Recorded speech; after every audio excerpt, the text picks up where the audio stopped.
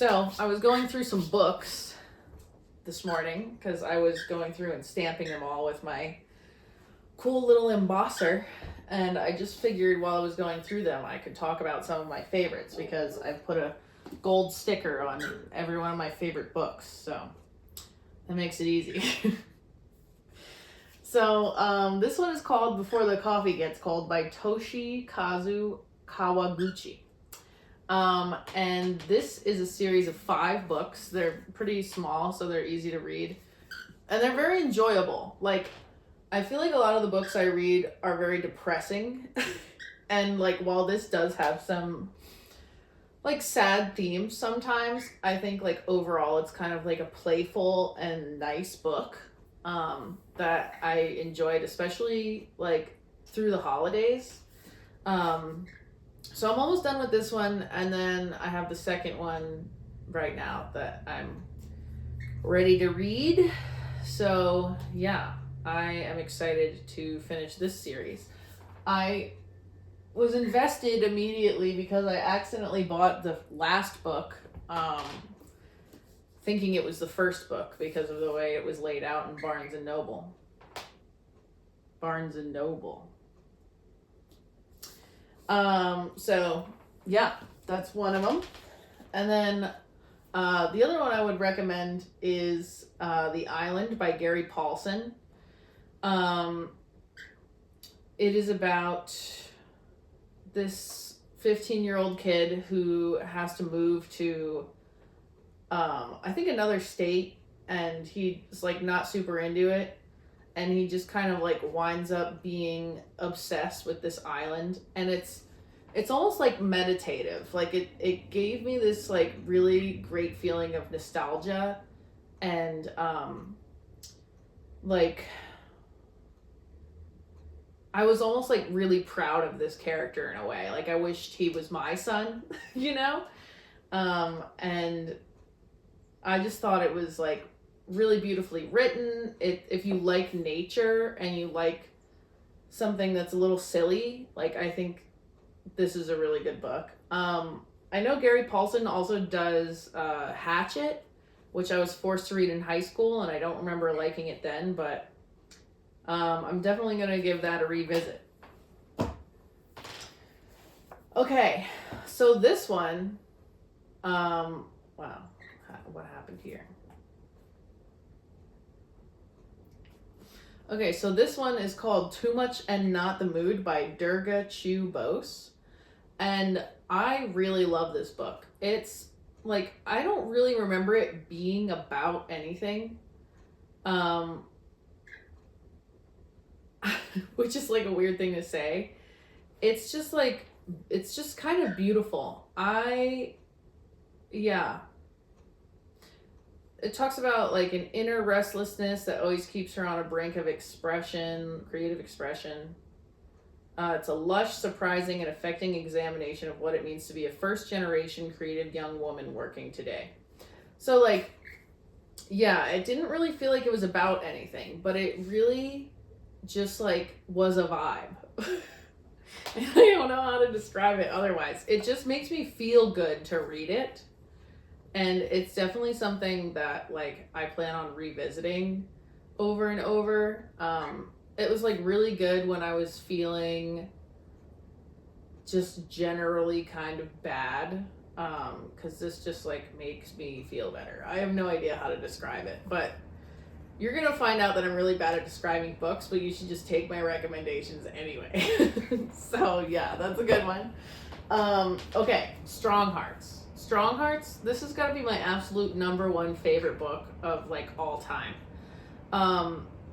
So this is the last book in a trilogy, which I did not know. I've never read the other 2, but this was just crazy. So one of our lovely presidents, it looks like President Grant, exchanged 1,000 white women for horses with Native American chiefs.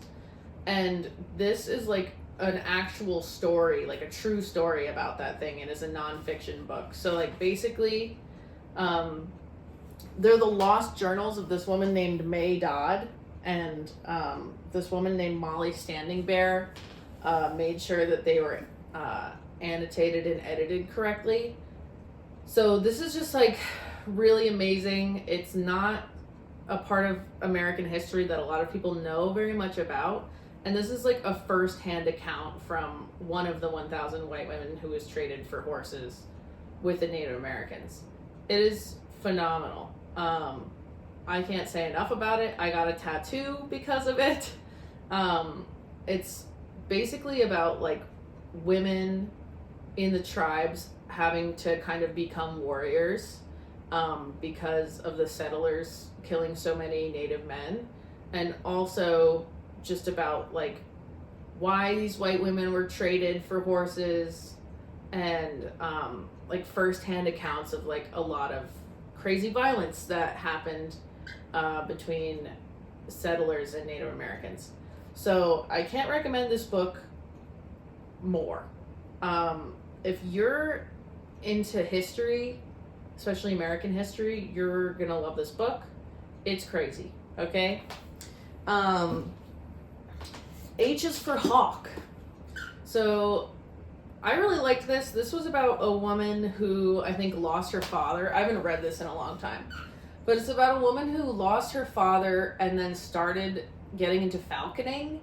And she like goes back and forth between this book that she read about falconry that was like kind of bad, that was written by this guy who was bad at falconry. And I learned a lot from this book. I learned a lot about hawks. And I also learned a lot about, I don't know, it felt good to read because it was about grief. And I think I had lost my grandmother recently. So this was just like a nice read. I definitely recommend it. You can learn stuff from it. It's nonfiction. Yeah, good little book. Okay, so Kristen Hanna. I'm sure a lot of people know who she is. She does a lot of books, as far as I can tell, about women. And the main character in this story is a woman, and it's set in Alaska in 1974. And it follows this family who's like poor, and the dad, I think, was maybe a veteran of a war, and just like, you know, was about their family dynamics, which plainly are not very nice. And it's like very heart-wrenching. It's a little outlandish, I think, about like the way the story unfolds. Like, it's the way it finishes and everything is very unlikely, and it's very dramatic. So it's a little cheesy, but it also made me cry a lot. It was a real tearjerker. Like, I related to this book a lot in a lot of ways. And also was like really super into the love story that's in this book. And I definitely recommend it, especially like it's a really good winter read. Like, I'm definitely the kind of person who looks for books that are like appropriate to the season that I'm in. So this is a really great book for the winter, and yeah, I can't recommend it more.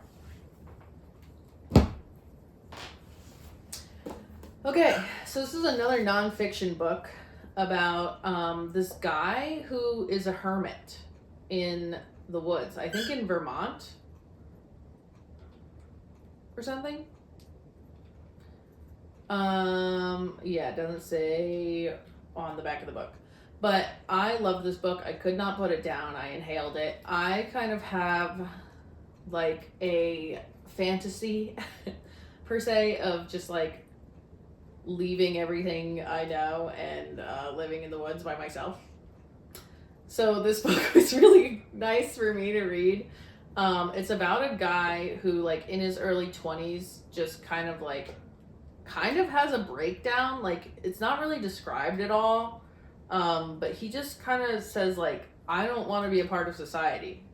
And he just like pulls over in his Subaru Outback or whatever it was on the side of the road and just like walks into the woods and never comes back. And like, people think that he's dead, but he's actually alive and just living in the woods by himself. Like, pretty much his whole life. I think to the point where, like, his parents are, like, really aged by the time they find out that he's alive, and he gets arrested and stuff. I mean, this is a really good book. Yeah, you need to read it. Especially if you like hiking or you like camping. This is just like a really crazy story. Yeah. Okay, so Prayers for Sale is about a woman who travels to Colorado, I think. I haven't read this in a long time either, but I think it's because her husband dies and maybe also her child.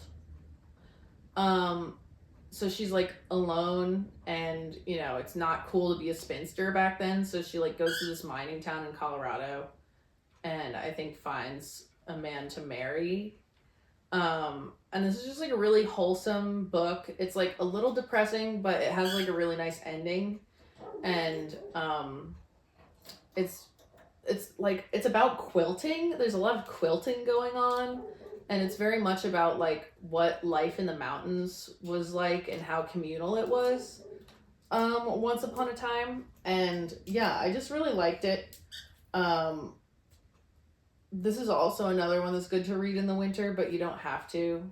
But yeah, it was just cute, and it was very wholesome. Yeah, you should definitely read it.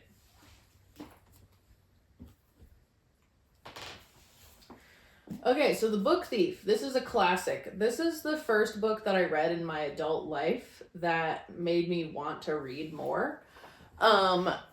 And I can't say enough good things about this book. I love historical fiction, and this book was really easy to read for somebody who hasn't like read in a really long time. And this is another one that's like kind of heartwarming in a way, because it's very much about like how this girl is like, so into humanity that she'll like protect other people, and like save books. And it's kind of like a anti-fascist manifesto, if you will. I think. Yeah, I really enjoyed it. I am definitely going to keep this one forever and read it more. So yeah.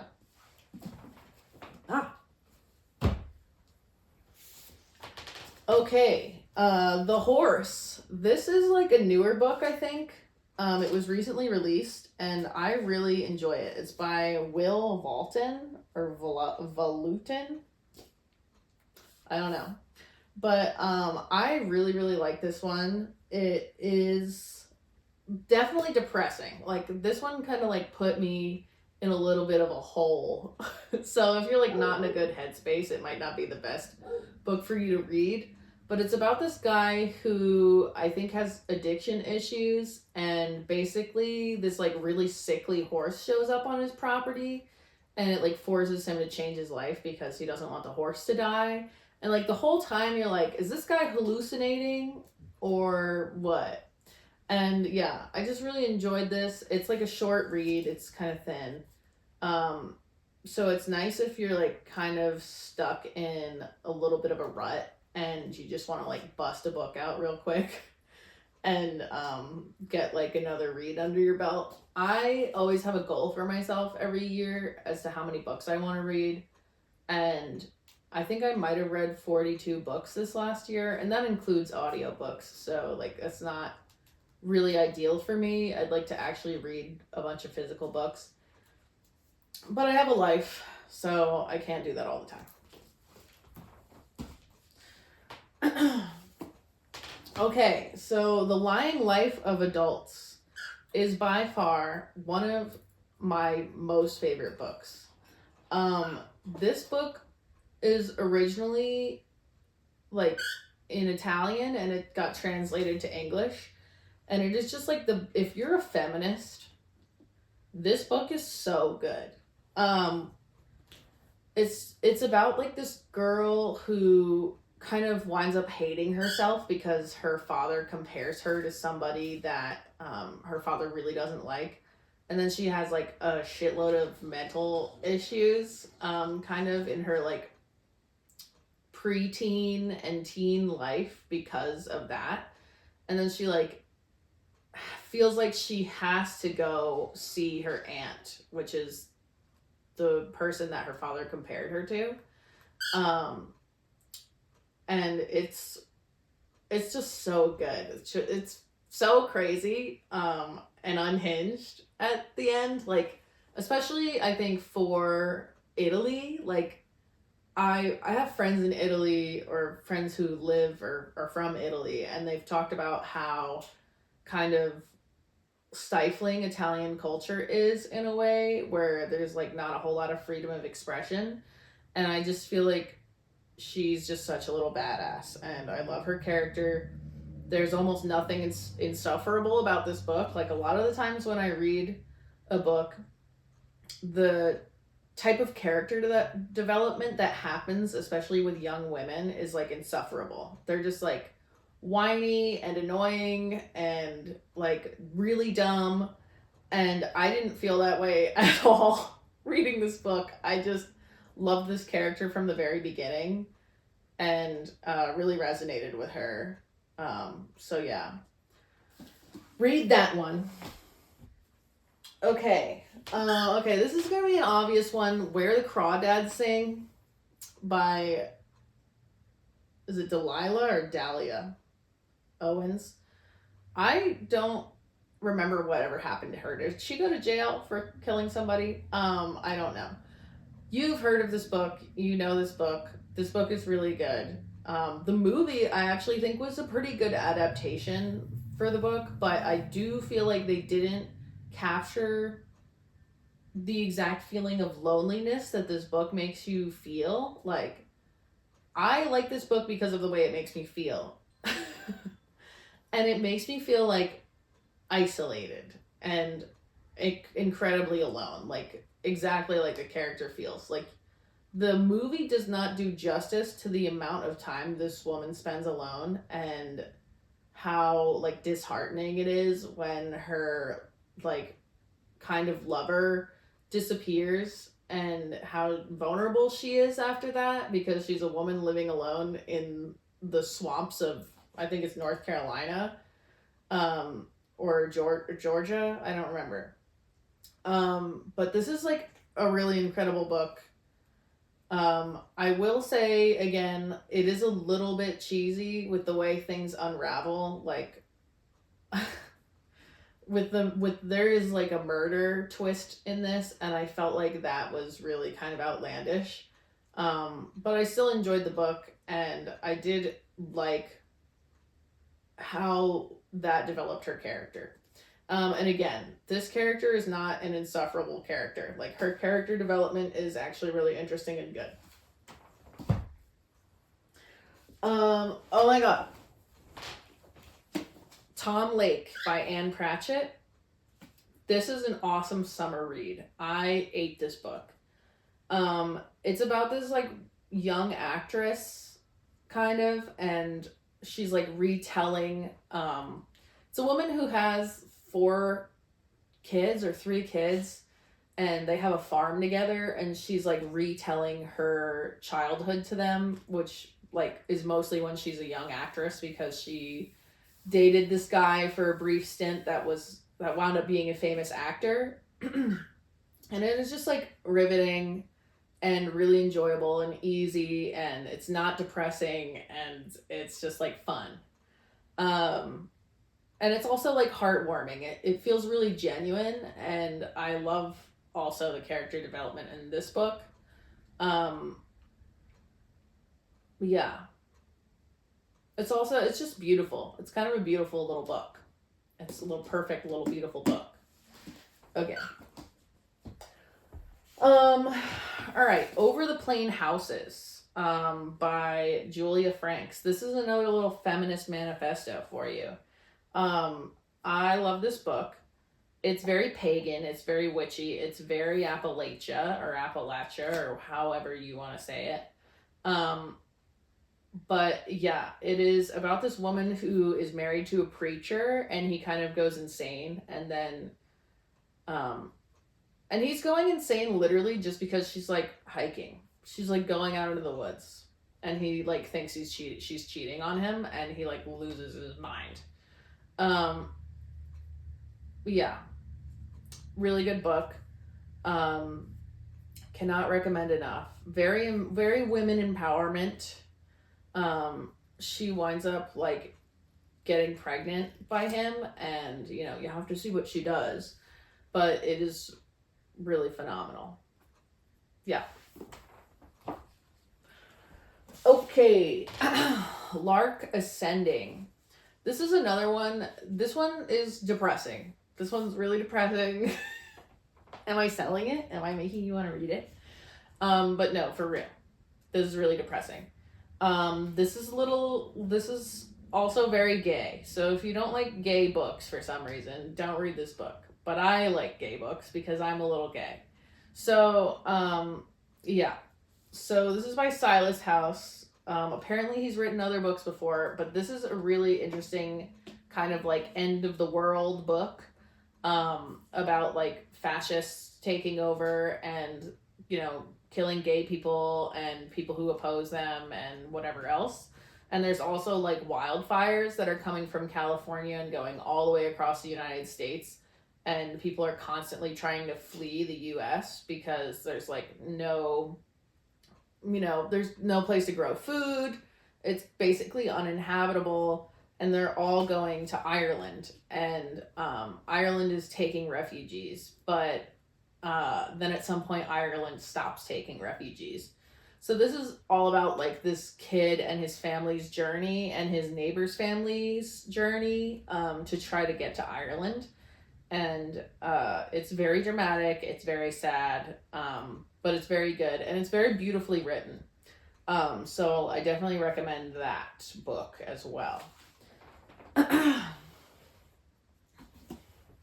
Okay, Remarkably Bright Creatures. This was a book that I went into my local bookstore, and I was like, I'm really fucking sad. I want to read something that's going to make me feel nice. And this is what my friend who works at the bookstore recommended to me. It is just very nice and heartwarming. There is like a little bit of death in it, a little bit of sadness, but it's like overall like a nice little book. It's very silly. The octopus is like kind of a sentient being, kind of quirky. He like basically interacts with this woman who cleans the aquarium all the time, and she's like such a little spitfire, old lady, but she's looking for somebody. I don't remember who in relation to her it is. I think she like might have lost a child or something, and it just hasn't seen that child since some time, I don't know. Hasn't seen the kid for a while, and like basically somebody shows up who knows something, I think, or who becomes like a son to her. But yeah, it's a really good book. It's very touching, so you should read it. There are some books that I want to mention that I don't physically have copies of anymore. I don't know where they went, because they're my two favorite books, so I'm very upset that I don't have them, but I'm just gonna have to buy new ones. So The Water Dancer by Tinashe Coates is one of my favorite books ever. It is about slaves coming from Africa to the United States, and it's like a story that encompasses a lot of Africans at the time, like their spiritual beliefs and before Christianity was pushed on them, and also like talks about a lot of the culture that they brought over from Africa to the United States, and like how it shifted while they were here, being enslaved. And I remember it being very sad, obviously, but also like having an ending that I liked, I think. there was something about the ending that I liked the way it ended. It was like kind of neat. But yeah, it basically, water dancing, I think, was about like people putting vases of water on their heads and dancing without holding the vase, which I just thought was really cool for some reason. But yeah, that is a really good book. The other book that's really good is called The Rice Mother, and that is a very, like, The Rice Mother is a very kind of long book. Like, it feels very long. I don't think it actually is, but because it like spans so much time, it feels very long. And it's about this like young girl who winds up being basically a child bride to this man who lies about his wealth, and she has like a very large family with him and winds up taking on like almost everything about running the family, the finances, like making sure that her family's safe. And then, you know, World War II happens, or World War I, I don't remember which, and the Japanese come to India and they're like hurting people, and she like has to figure out how to protect her family, and it's like very, very, very, very, very, very sad. But it is one of my favorite books ever. It is like really impactful. And then I would say there's another one that I really like. I don't remember what it's called. It's called The Storm We Made. There's another book I really like called The Storm We Made. And that is similar vein, where it's like a woman who lives in an occupied country. I think it's Indonesia, and the Japanese come and like torture her and her family. Which is sad, but it's also like very much about like the mother reflecting on her own self, and like the way that she's being overbearing to her children, and like how she's like falling in love with another man, and who's Japanese, and she has like a hand basically in Japan coming and taking over Indonesia because she thinks it's going to be better than what it is. And she's just like lamenting that she even did that, because now her and her whole family are suffering. But then the same person who like put her in that situation like helps her later, kind of, but it's like too late. It's a really good book. I might have just ruined it. I don't know how to explain books, so I'm sorry. But you should read it. One other book that I will recommend. Okay. Two other books that I will recommend is Black is the Body. This is about racism through generations, and like how it's changed but kind of remained the same. It's very good. Nonfiction, of course. And this is Women Who Run with the Wolves by Clarissa Pinkola Estes. And this is a must read for all women everywhere.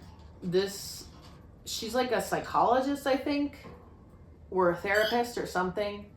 And she goes through like all of these folklore stories that are like women centric, and talks about like the archetypes in the story and what they mean to us today. And it's a lot about like self-acceptance and self-love, and like learning to trust your intuition. Very good book. If you're a woman or you love women, read this book. Okay, that's the end of my little book review. I have more books, but I figured I'd only talk about those today. And I don't know, maybe one day we can start a little book club or something. That would be a lot of fun. So yeah, thanks for listening to me talk about books.